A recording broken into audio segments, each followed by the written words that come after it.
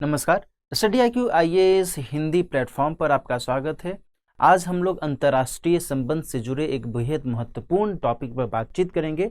आप पीछे जो स्लाइड पर देख भी रहे हैं कि क्या ताइवान बनेगा यूक्रेन। कहने का मतलब ये है कि ताइवान को लेकर करके कुछ हाल के समय में गतिविधियां ऐसी चली हैं जिसके कारण यह संकट की स्थिति के तौर पर देखा जा रहा है।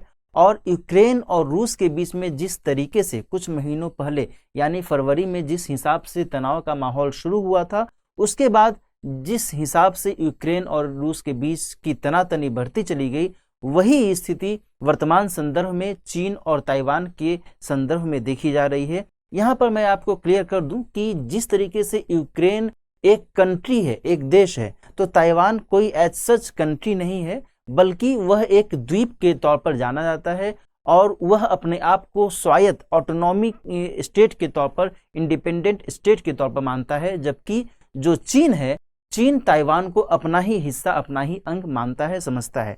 तो इसी संदर्भ में हाल के समय में कुछ ऐसी गतिविधियां हुई हैं जिसके कारण यह विषय चर्चा में आया है। और आज ही क्या हुआ है कि आज चीन के द्वारा ताइवान स्टेट के आसपास में कुछ सैन्य हलचलें भी की गई हैं और इस लिहाज से यह विषय बहुत अधिक महत्वपूर्ण हो गया है। आइए आज के टॉपिक में हम इस पर विस्तार से बात करते हैं। पहले मैं एक बैकग्राउंड के स्तर पर आपको बता दूं कि यह है नैन्सी पेलोसी, जो कि अमेरिका के हाउस ऑफ रिप्रेजेंटेटिव की स्पीकर हैं, जो हाल में ही ताइवान की यात्रा पर आई थी और ताइवान में इन्होंने अपनी उपस्थिति दर्ज कराई, वहां पर विजिट किया, दौरा किया। उसके बाद चीन ने बहुत आक्रामक रुख अपनाया है और इसके बाद चीन ने ताइवान को घेरने वाले 6 जोनों में चीन ने अभ्यास की घोषणा की कि भाई हम सैन्य अभ्यास करेंगे, नौसेना अभ्यास, वायुसेना अभ्यास, थल सेना अभ्यास, इस तरीके से सैन्य अभ्यास की घोषणा की। और इसी ड्रिल के कॉन्टेक्स्ट में, इसी एक्सरसाइज के कॉन्टेक्स्ट में आज चीन ने प्रिसीजन मिसाइल के द्वारा अभ्यास की भी बात कही है।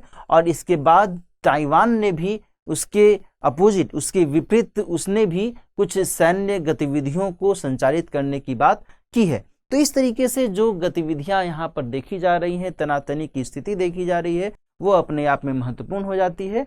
ताइवान पर किसी भी देश के रुख के विरुद्ध चीन जो है सैन्य कार्रवाई की बात कर रहा है, जबकि नैन्सी पेलोसी अमेरिका की प्रवक्ता के तौर पर, स्पीकर के तौर पर वहाँ पर ताइवान में वो दौरा करती हैं, तो फिर चीन के द्वारा इस तरीके की धमकी की बात की जाती है कि यदि कोई भी देश यदि चीन की वन चाइना पॉलिसी के अगेंस्ट में काम करेगा तो फिर उसे जो है सैन्य कार्रवाई का सामना करना पड़ सकता है। तो आप समझ सकते हैं कि चीन का जो आक्रामक रुख है यहाँ पर, वह किस तरीके से सामने आता है। इसके अलावा लंबे समय बाद चीन की इस क्षेत्र में बड़ी सैन्य कार्यवाही की स्थिति देखी जा रही है। 1995 और 1996 में, इससे पहले चीन ने क्या किया था कि ताइवान जल संधि, ताइवान स्टेट के आसपास में कुछ सैन्य कार्रवाइयां की थी। उसके बाद ऐसी कोई स्थिति पनपी नहीं थी, है ना। लेकिन अभी के समय में आप समझ सकते हैं कि यह जो एक तनाव का माहौल क्रिएट हो रहा है, उसके बाद चीन ने ये जो सैन्य कार्रवाई की है, जो सैन्य ड्रिल किया है, यह अपने आप में चुनौती बन सकता है आने वाले समय में।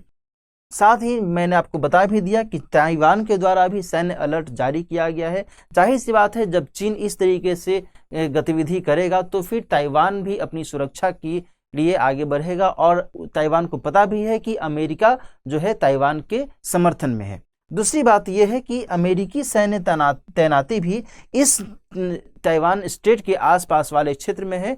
हालांकि जो अमेरिका है उसने कभी भी ये बात नहीं कही है कि वह वन चाइना पॉलिसी को नहीं मानता है या उसे वायोलेट करता है, लेकिन ताइवान के साथ जिस तरीके से अमेरिका की नज़दीकियां हाल के समय में देखी गई हैं, वैसे में चीन जो है उत्तेजित हो रहा है और इसी के परिणाम स्वरूप ये इस तरीके से ये सैन्य कार्रवाई चीन के द्वारा की जा रही है। यहाँ पर मैं आपको मैप के माध्यम से दिखाने की कोशिश करूंगा कि ये चीन का इलाका है और ये ताइवान एक आइलैंड के तौर पर जाना जाता है। ये ताइवान स्टेट है, ताइवान जल संधि है और ये जो है इसका जो मीड का हिस्सा है उसे ताइवान स्टेट मीडियन लाइन कहा जाता है। मीडियन लाइन के तौर पर इसे जाना जाता है।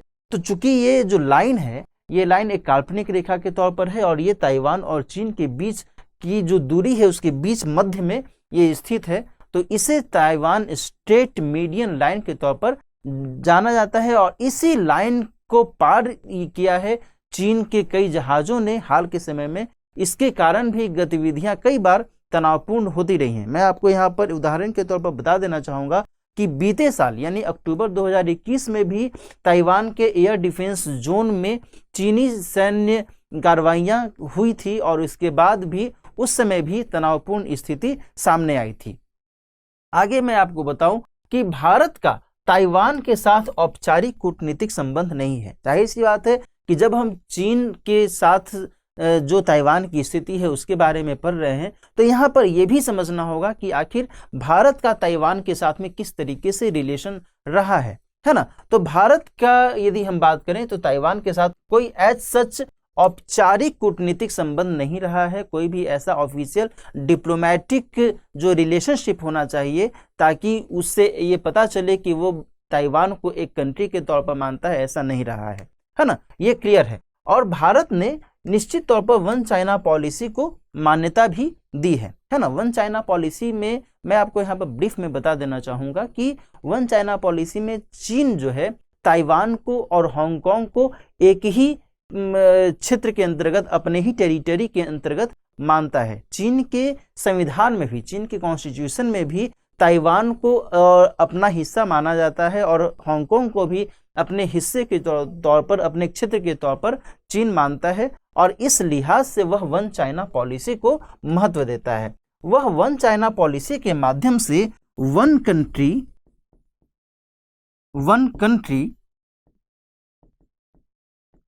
टू सिस्टम है ना, वन कंट्री टू सिस्टम, यानी कि एक देश दो प्रणाली, इस बात को वो महत्व देता है। कौन? तो चीन। कहने का मतलब ये हुआ कि चीन का ये कहना है कि यदि ताइवान अपने आप को हमारे अंतर्गत मानता है, स्वीकारता है, तो हम उसे स्वायत्त देश के तौर पर, स्वायत्त राज्य के तौर पर मान्यता दे सकते हैं। तो इस तरीके से ताइवान के अगेंस्ट में, ताइवान के कॉन्टेक्स्ट में चीन की जो रणनीति है वो यहाँ पर दिखती है। तो भारत के हिसाब से यदि हम बात करें तो भारत ने वन चाइना पॉलिसी को मान्यता तो दी है, लेकिन बीते कुछ समय से जब भारत और चीन के बीच में तनावपूर्ण माहौल उभरा तो फिर भारत ने इस नीति से थोड़ा सा पीछे हटने की भी कोशिश की है। इसके बारे में अभी हम आपको बताएंगे भी कि आखिर किन परिस्थितियों में भारत ने अपने स्टैंड को थोड़ा सा रिट्रीट किया है, पीछे हटाया है। यहाँ पर मैं आपको बता दूं कि वर्ष 2014 में जब नरेंद्र मोदी भारत के प्रधानमंत्री बने तो फिर उस समय भी भारत ने ताइवान के एम्बेसडर को आमंत्रित किया था इस शपथ ग्रहण समारोह में।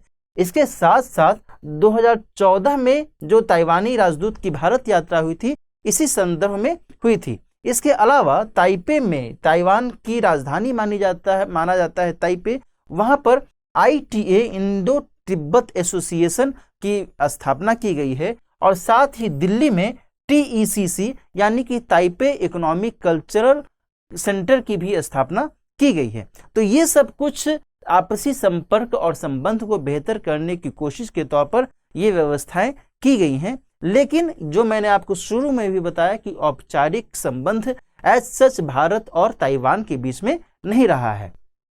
भारत और ताइवान के बीच में कॉमर्स, सांस्कृतिक और शैक्षणिक संबंध निश्चित तौर पर हाल के समय में आगे बढ़ा है और इसके साथ साथ भारत और चीन के बीच में गतिरोध का भारत और ताइवान के संबंधों पर अब असर भी देखा जा रहा है। यहाँ पर ध्यान रखिएगा कि 2017 में डोकलाम को लेकर करके जब भारत और चीन के बीच में तनाव की स्थिति, टकराहट की स्थिति सामने आई और इसके अलावा गलवान वैली में 2020 में जिस हिसाब से भारत और चीन के सैन्य कर्मियों के बीच में मुठभेड़ की स्थिति देखी गई, तो उस समय भारत और चीन के बीच का जो संबंध था वह बहुत अधिक तनावपूर्ण हो गया था और उसका इम्पैक्ट जो है भारत और ताइवान के संबंधों पर देखा गया है ना। तो ये अपने आप में यहाँ पर महत्वपूर्ण हो जाता है। यहाँ पर मैं आपको ये क्लियर भी कर दूं कि भारत निश्चित तौर पर ताइवान के साथ इन संबंधों के माध्यम से नज़दीकी बनाने की कोशिश कर रहा है, लेकिन चूंकि चीन के साथ जो एक रस्साकशी वाली स्थिति बनी रहती है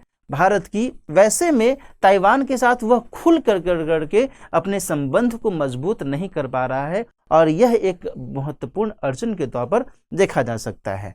आगे हम बात करें तो चीन के द्वारा ताइवान के विरुद्ध आक्रामक रवैया हाल के समय में जो अपनाया गया है, उस ख्याल से यहाँ पर यह समझना होगा कि अब भारत को किस तरीके से अपने इंटरेस्ट को वरीयता देने की जरूरत है, प्रेफरेंस देने की जरूरत है। यहाँ पर कुछ चीजें मैं आपको क्लियर कर दूं कि एक तरफ चीन है, एक तरफ भारत है, फिर ताइवान है, अमेरिका है ना, रूस है। बात समझ में आ रही है ना? तो ये सब जो 4-5 ऐसे शक्तियां हैं जिसमें ताइवान को लेकर करके चीन जो है अक्सर अड़ंगा लगाने की कोशिश करता है, और भारत के साथ चीन का जो संबंध है वो तनावपूर्ण रहा है। रूस का चीन के साथ जो संबंध है वो नज़दीकी वाला संबंध रहा है। ऐसे में भारत को इस पूरे मामले में जो समीकरण की स्थिति बन रही है उसको समझते हुए कदम उठाने की ज़रूरत देखी जा सकती है। यहाँ मैं आपको कुछ समीकरणों के बारे में बता दूं कि भारत और चीन के बीच में तनावपूर्ण संबंध है ना। ताइवान और चीन के बीच में जो है वो तनावपूर्ण संबंध की स्थिति देखी जा रही है। क्लियर? ताइवान और अमेरिका के बीच में जो है वो बेहतर संबंध की स्थिति देखी जा रही है। इसके साथ ही भारत और अमेरिका के बीच में भी हाल के समय में संबंधों में और गाढ़ापन आने की स्थिति देखी गई है और अधिक संबंध मजबूत हुआ है। वहीं रूस और चीन के बीच का जो संबंध है ये नज़दीकी वाला संबंध माना जाता है। रूस और भारत के बीच का जो संबंध है ये नज़दीकी वाला संबंध माना जाता है ना। लेकिन रूस और अमेरिका के बीच का जो संबंध है ये नज़दीकी वाला संबंध नहीं माना जाता है। आपको पता होना चाहिए कि रूस ने यूक्रेन पर जब हमला कर दिया तो अमेरिका ने नाटो के नेतृत्वकर्ता के तौर पर रूस की बहुत बड़े पैमाने पर विरोध किया है, रूस का विरोध किया है, और इस लिहाज से अमेरिका और रूस के बीच का जो संबंध है वो हाल के समय में और अधिक कमजोर हुआ है। तो इन परिस्थितियों में ये जो समीकरण आपको मैं यहाँ पर दर्शा रहा हूँ, इन समीकरणों के आधार पर आपको समझने की जरूरत है कि भारत को हर एंगल को समझते हुए कदम उठाना होगा, है ना। ताइवान के साथ किस तरीके से भारत काम करे, चीन जिस हिसाब से ताइवान में अपने पक्ष को मजबूत करने की कोशिश कर रहा है और चीन जिस हिसाब से अपना हक वहां पर और अधिक बढ़ा रहा है और अधिक प्रसारित कर रहा है, तो उस लहजे में, उस संदर्भ में ये देखना होगा कि भारत आगे के समय में, आगे आने वाले कुछ दिनों में किस तरीके से पेश आता है अपनी रणनीति में। क्या वो स्टैंड रखता है, क्या वह चीन के पक्ष में ही अपना अभिमत देता है, या फिर वह ताइवान के पक्ष में उसका सपोर्ट करने के लिए खड़ा होता है ना। तो ये सारे जो समीकरण हैं वो यहाँ पर निकल कर सामने आते हैं। तो आज की चर्चा हम यहीं पर समाप्त करते हैं। आज की चर्चा में हमने भारत, चीन और ताइवान के बीच का जो त्रिकोणात्मक संबंध है इसको हमने समझने की कोशिश की है, और इसके साथ साथ जो इन तीनों की से इतर भी कुछ देश हैं जैसे कि अमेरिका और रूस, उनका हस्तक्षेप इस पूरे मामले में किस तरीके से उभर सकता है उसके बारे में भी हमने बात की। तो आज की चर्चा आपके लिए महत्वपूर्ण हो सकती है। इसके आधार पर आने वाले समय में भारत ताइवान के साथ किस तरीके से पेश आता है इसको आप अच्छे तरीके से समझ सकते हैं। तो आज की चर्चा हम यहीं पर समाप्त करते हैं। अच्छे से पढ़ते रहिए, स्वस्थ रहिए। All the best.